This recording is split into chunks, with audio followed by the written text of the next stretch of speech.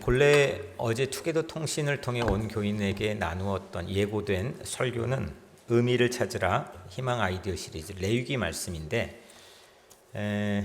어제 밤에 체인지했습니다.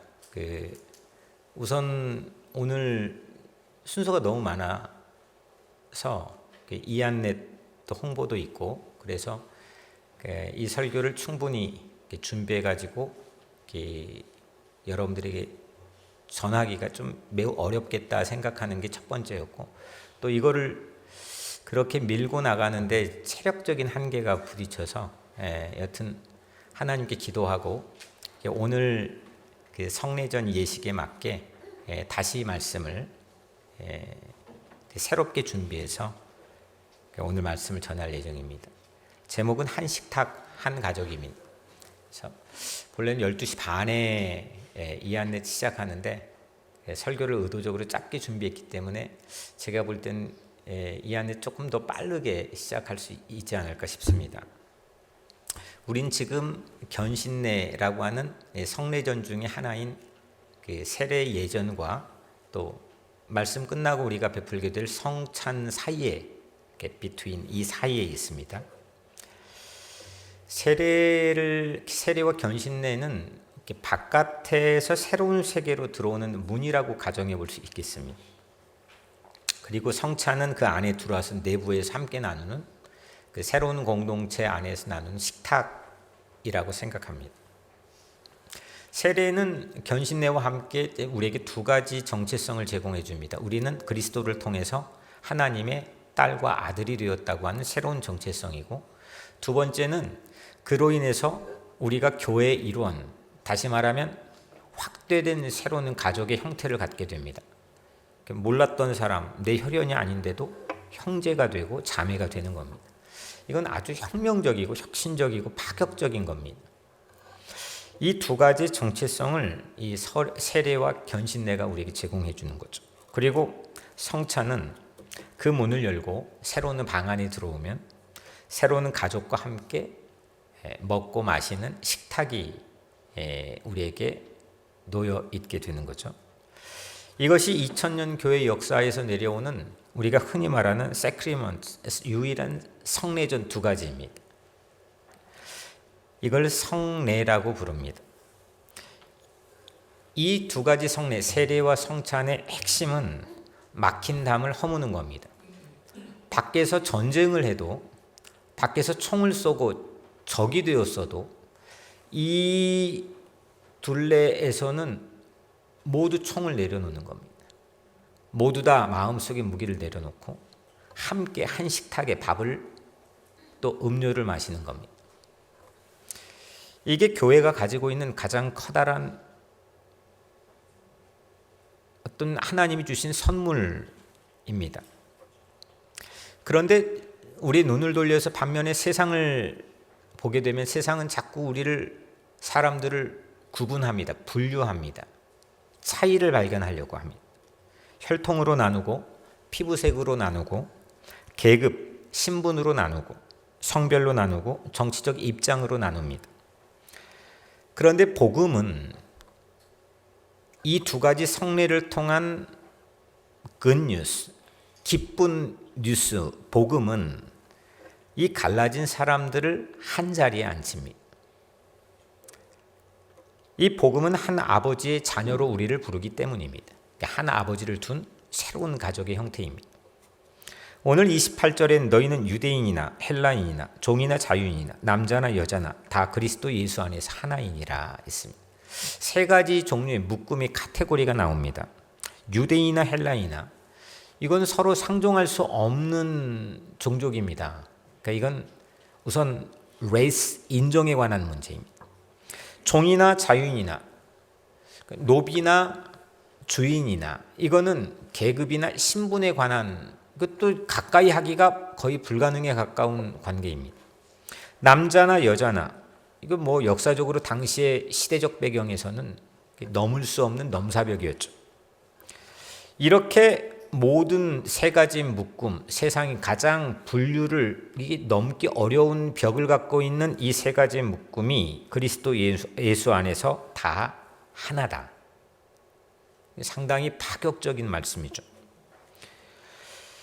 도무지 함께할 수 없는 관계들조차도 하나의 가족이라고 하는 것은 당시에 이 사람들은 이 관계는 한 가족이 절대 될 수 없었다는 것을 전제하는 거겠죠. 인종, 신분, 성별 안에는 서열이 있고 누구는 높은 데 앉고 누구는 낮은 데 앉아야 되고 누구는 들어갈 수 있고 누구는 들어갈 수가 없고 또 그들 안에는 그 차별을 만들어낸 서열을 만들어낸 편견이 자리 잡고 있을 것이며 그로 인해 결과는 실제적 삶의 차별이 나타났을 겁니다. 누구는 중심이 되면 누구는 밀려납니다. 누가 안에 있으면 누구는 밖에 있어야 됩니다. 이것에 가장 저항했던 성서적 인물 중에 한 사람이 바울입니다.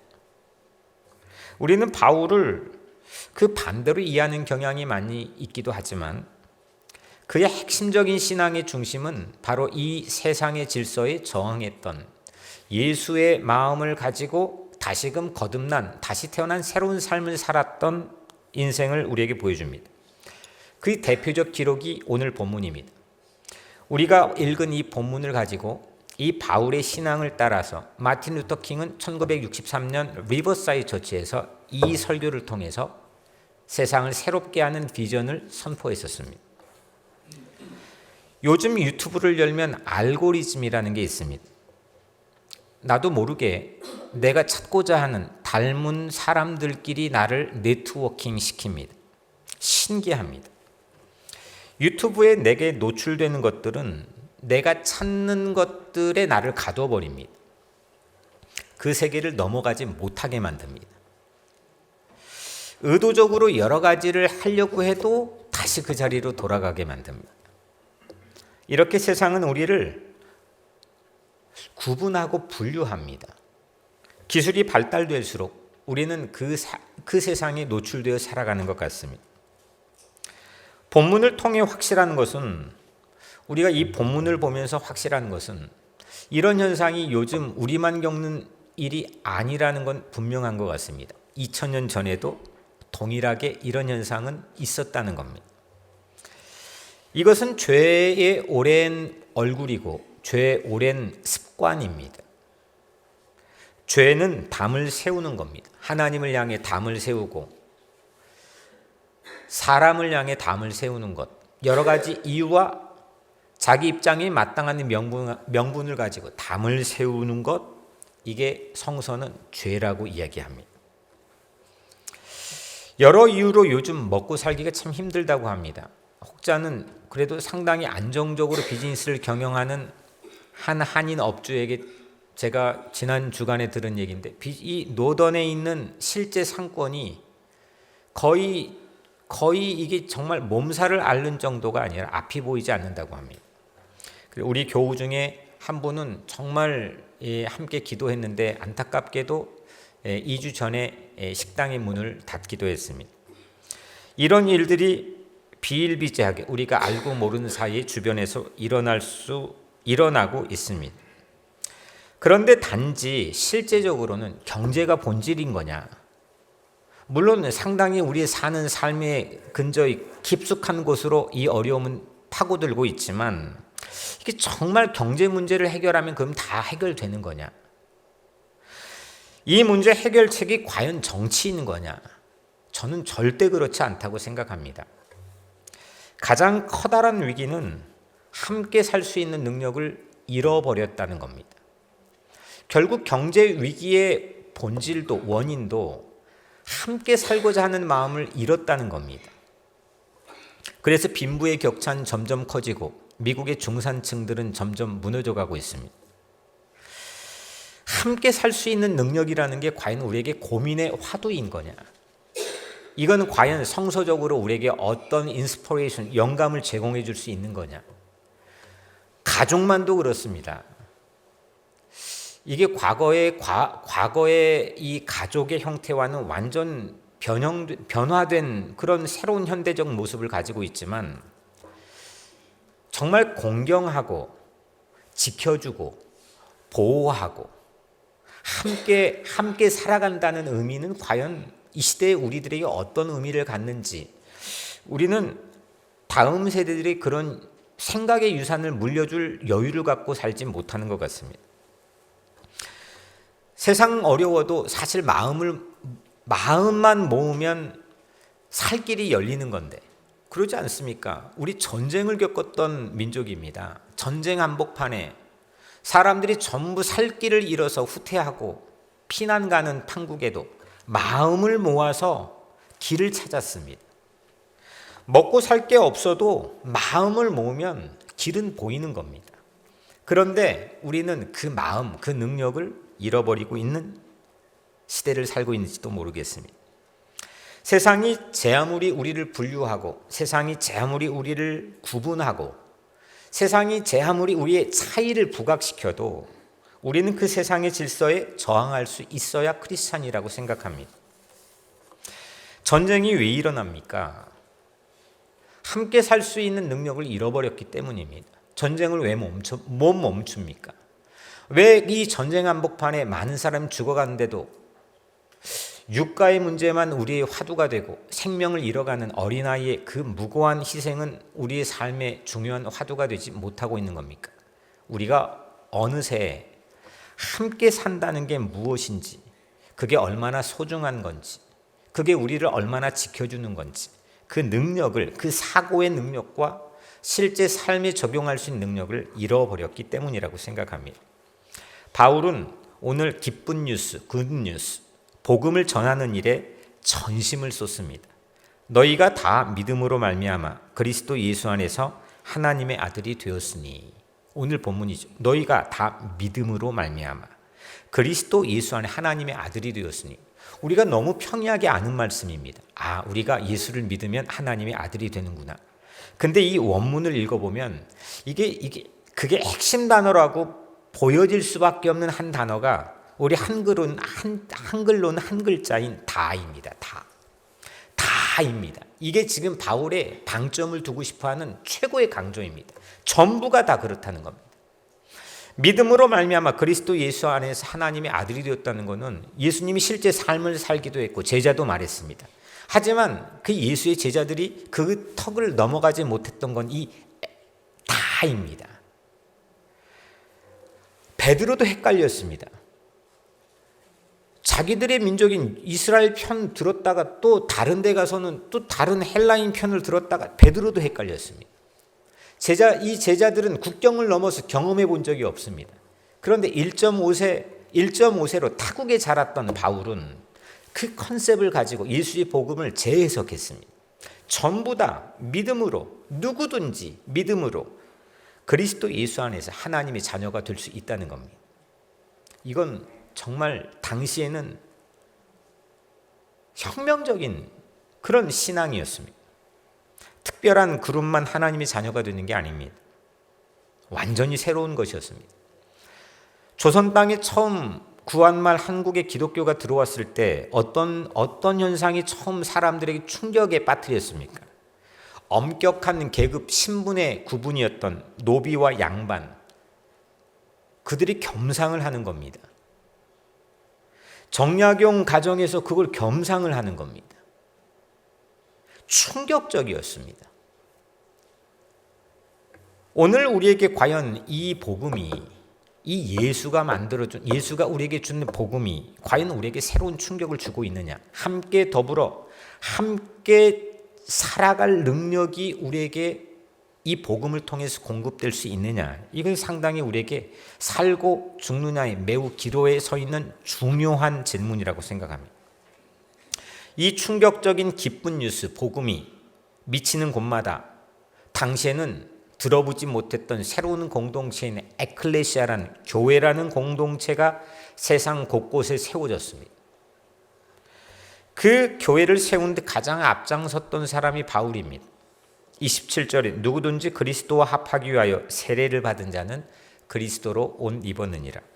세례는 내가 누구에게 속해지는지에 대한 새로운 선언입니다. 나는 하나님의 자녀로 속하고 나는 교회라는 공동체에 속한다고 하는 새로운 선언이 세례입니다. 과거엔 나를 설명하는 것들이 참 많습니다. 나는 뭐의 회장이, 나는 뭐의 위원장이, 나는 어디 다니고, 나는 어디 학교를 졸업했고, 어디에 태어났고, 누구 집 아들이고, 나를 설명하는 모든 것들이 많았는데 그것을 다 내려놓고 나는 하나님의 자녀고 나는 교회의 성도라는 정체성으로 옷 입는 것, 그것이 세례의 기본입니다. 그 세례를 통해 우리는 다가 됩니다. 그런데 여러분들, 이 다는 차이가 사라졌다는 뜻은 아닙니다. 유대인이 갑자기 피부색이 바뀌어 헬라인이 되는 게 아닙니다. 여자가 갑자기 남자로 바뀌는 것도 아닙니다. 차이는 여전히 남아 있습니다. 하지만 그 차이가 서열이 되지는 못한다는 겁니다. 차이가 내가 누군가를 밀어내는 이유가 될 수가 없다는 겁니다.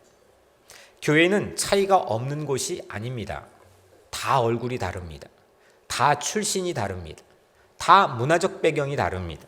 심지어 우리 교회는 다른 민족 출신의 미국계 다음 세대들도 적지 않게 있습니다. 차이가 너무 많습니다. 다 다릅니다. 그런데 교회는 차이가 차별이 되지 못하는 곳이어야 합니다. 교회는 모두 똑같은 사람이 되는 것이 아닙니다. 교회는 다른 사람들이 오직 예수 때문에 한 가족이 되는 것입니다. 그래서 세례는 회중을 향해서도 묻습니다. 여러분은 이 사람을 정말 가족으로 받겠습니까? 오늘 세례받는 이들에게만 변화가 일어나는 것이 아닙니다. 교회도 우리 회중도 함께 변화를 도전받는 시간입니다. 세례는 공동체가 그 사람을 형제자매로 받아들이는 일대 사건입니다. 그래서 교회는 특별한 상석이 없어야 합니다. 제가 저기 앉는 이유도 여러분들이 짐작하실지는 모르겠지만 이 강단은 그리스도께서 주인이 되시는 누구에게나 열려있는 곳이라는 겁니다. 교회마다 가보면은 이게 주차장에 목사, 담임 목사용이라고 써 있습니다. 주차장이 없는 이민교회들도 많겠지만 제가 17년 전에 왔을 때부터 지금까지 허리케인이 와도 폭우가 나와도 제가 암 수술을 하고 복귀하는 주일에도 주일날 바깥에 내세우는 것은 그 의식을 성도들에게 함께 공유하고 나누고 가르치기 위함입니다. 여러분들이 그거를 그냥 당연하고 일상으로 생각하면 모든 게 새로운 게 없겠지만 실제 우리는 한 가족이 되기 위해서 그 세상의 질서들을 이 안에 용납할 수 없도록 우리는 무너뜨려야 되고 그런 헌신과 섬김을 각오를 가지고 해야 세상이 바라보는 교회의 모습으로 우리가 지켜낼 수 있다고 생각을 합니다. 바울은 오늘 그래서 사람을 구분하지 않고 시간을 하나 구분합니다. 23절에 믿음이 오기 전에 25절에 믿음이 온 후로는 믿음이라는 건 하나님을 믿는다는 건 인생을 둘로 가르는 전환점이라는 겁니다. 그리고 그 믿음이라는 게 눈에 보이는 결과로 나타나는 것은 확대된 가족이 있느냐 이겁니다. 그것이 바로 요즘에 교회에서 유행하는 미셔널 라이프, 미셔널 처치의 가장 기본입니다. 믿음이 오기 전은 우리는 율법 아래 갇힙니다. 자기 의에 갇힙니다. 자기 경험에 갇힙니다. 그러나 믿음이 온 후로는 하나님을 아버지로 삼고 자꾸 담을 라인을 넘어갑니다. 서로를 형제와 자매로 부릅니다. 세상이 감당할 수 없는 놀라운 사람이 됩니다. 우리의 믿음은 우리 혼자 만들어낼 수 없습니다. 우리가 열심히 해서 만들어낸 업적이 아닙니다. 우리의 믿음은 먼저 우리를 끝까지 붙들어 주신 예수 그리스도의 믿음으로부터 만들어집니다. 루터가 종교개혁을 하게 해준 캐톨릭 신부였다가 세상이 이렇게 돌아가는 거에 깊은 우울감에 빠져있던 이 마틴 루터가 종교개혁을 할 수 있도록 마음에 용기를 줬던 말씀 여러분들은 다 아시죠? 로마서 1장 17절 오직 의인은 믿음으로 말미암아 살리라. 그런데 실제 그 말씀은 하반절이고 같은 절이 로마서 1장 17절의 상반절이 마틴 루터에게 용기를 줬던 말씀이라는 것을 그가 이 말씀을 받았던 그의 집에 방문해서 알게 되었습니다. 믿음으로 믿음에 이르게 하나니라고 하는 말씀, 앞에 믿음은 이건 예수의 믿음입니다. 이 단어가 전혀 다른 단어입니다. 믿을 수 없는 우리를 믿어주시는 예수의 믿음이 앞에 믿음입니다. 뒤의 믿음은 우리의 믿음입니다. 예수의 믿음으로 만들어진 우리의 믿음입니다. 이 설교를 제가 이 교회 부임하기 전 2008년도 2년 전이었죠. 2008년도 10월의 어느 마지막 밤 이 자리에서 선포했었습니다. 믿음으로 믿음에 이르게 하나니. 이게 바로 십자가 사건입니다. 우리는 받을 만한 사람들이 아니었습니다. 그런데 우리를 용납해 주셨습니다. 우리는 그런데 자꾸 받을 만한 사람을 추려 모집하고자 합니다. 이 이유 때문에, 저 이유 때문에 구분합니다. 우리는 사랑받을 자격도 없고 믿어줄 일말의 구석도 없는 사람들인데 우리를 다, 전부 다, 몽땅 다 우리를 가족으로, 하나님의 자녀로 삼아주셨습니다. 믿음은 내 쪽에서 하나님께 겨우 도달할 수 있는 사다리 타기가 아닙니다. 내가 믿어주는 게 아닙니다. 믿음은 감히 하나님께서 먼저 나에게 내려오신 사건으로부터 시작하는 겁니다. 그래서 나를 자녀로 삼아주셨다는 것, 이 하늘과 땅의 차이를 극복하고 나를 자녀로 받아주셨다는 것, 이거에 놀라거나 이거에 충격이 되지 않고서는 믿음의 본질을 우리는 깨닫기가 어렵다는 겁니다. 그래서 믿음은 나 하나의 구원으로 끝날 수가 없습니다. 믿음은 우리라고 하는 이름의 탄생으로 이어져야 합니다. 참된 믿음은 나만 구원받았다, 우리 교회만 잘 된다, 그렇게 될 수가 없습니다. 다 구원받는 세상을 향해 끊임없이 나가야 합니다. 다 구원받기 위해 서로 뉴욕 우리 교회가 망한다 해도 그의 하나님께 영광이 될 수 있다면 그런 각오로 망하는 것도 근사한 교회 되지 않겠습니까? 이 점에서 오늘의 세례와 이어질 성찬은 우리가 복음에 참여하는 성례전입니다. 세례는 너도 이제 가족, 너도 하나님의 딸이고 나의 형제 자매라는 일종의 선언이고, 성찬은 이제 그 가족과 함께 먹고 마시는 시간입니다. 세례는 물을 지나고 성찬은 식탁에 앉습니다. 세례는 이름을 불러주고 성찬은 자리를 내어줍니다. 그러므로 성찬은 은혜로 부름받은 사람들이 사랑으로 함께 둘러앉는 식탁입니다. 식탁에는 영적인 귀족석이 없습니다. 오래 믿은 사람의 상속도 없습니다.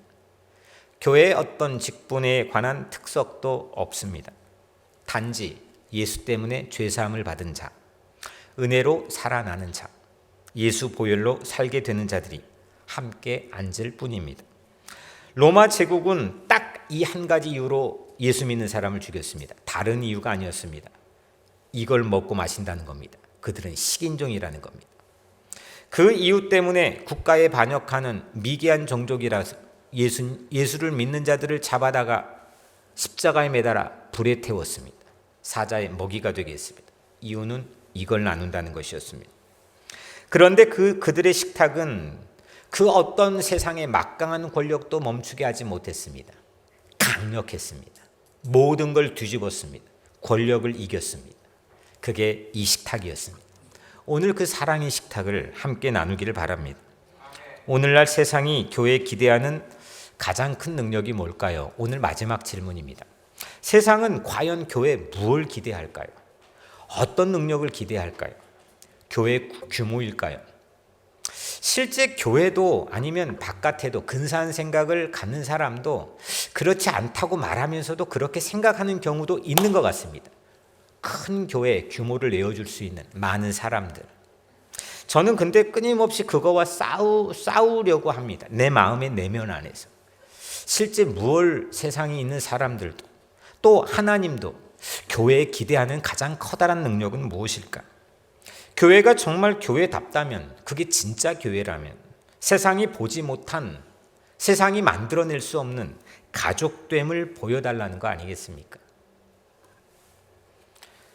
너희만의 이너서클이 아니라 누구든지 예수를 믿는 자는 하나님의 딸과 아들이 될 수 있고, 누구든지 그 안에서 너희들만의 이너서클이 아니라 누구든지 형제와 자매가 될 수 있다는 것. 그것이 세상이 교회에 기대하는 가장 커다란 능력 아니겠습니까? 이민자들은 두려움에 살고 있습니다. 정말 불안해합니다.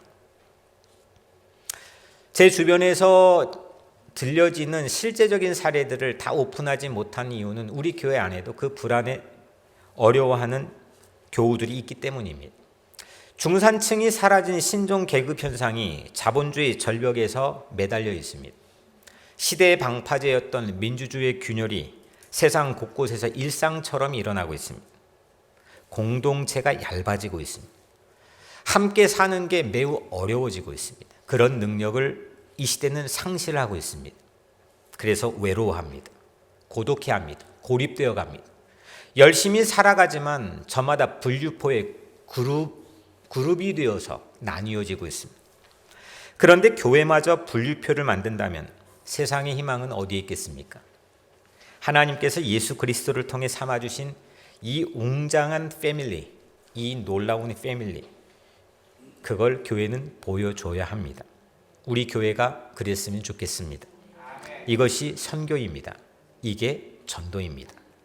교회가 가족됨을 보이기 위해 누가 더 쓸모 있는지, 누가 더 나에게 유리한지 그걸 따져서는 안 됩니다. 누가 더 닮았는가 그렇게 가리는 것도 교회가 되어서는 안 될 겁니다.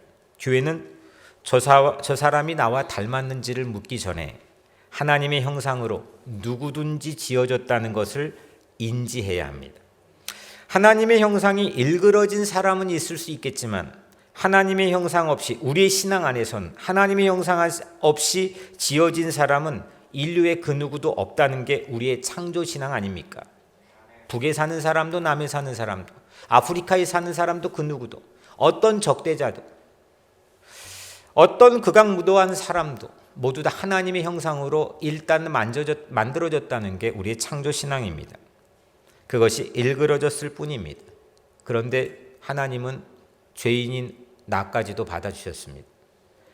예수님은 우리가 세운 선을 마구마구 넘어오셨습니다. 그 장벽을 나는 자격이 없어요. 나는 안 돼요. 내가 나를 아는데요. 하는데도 막 나에게 넘어오십니다. 미칠 지경으로 넘어오십니다. 그리고 내 안에서 식탁을 차려주십니다. 사랑하는 여러분, 오늘 우리는 세례와 성찬 사이에 있습니다. 이 사이에 들려줘야 될 굿뉴스는 넌 혼자가 아니야 라는 세례와 우리는 한 가족이야 라고 하는 성찬이어야 합니다. 그것이 오직 굿뉴스입니다. 이 복음을 가지고 땅끝까지 여러분 주변부터 가족으로 삼으십시오. 그것이 교회가 갖춰야 될 사명입니다. 뉴욕 우리 교회가 예수의 식탁이 차려진 맛집 레스토랑이 되기를 바랍니다. 그 집밥은 세상에 달라. 거기 가보니까 정말 세상 밥맛과 달라. 이런 모습을 우리가 보여주면 좋겠습니다. 그리스도의 사랑으로 차려진 식탁으로 힘과 용기를 여러분들 모두가 얻게 되기를 주의 이름으로 간절히 축원합니다. 기도하겠습니다.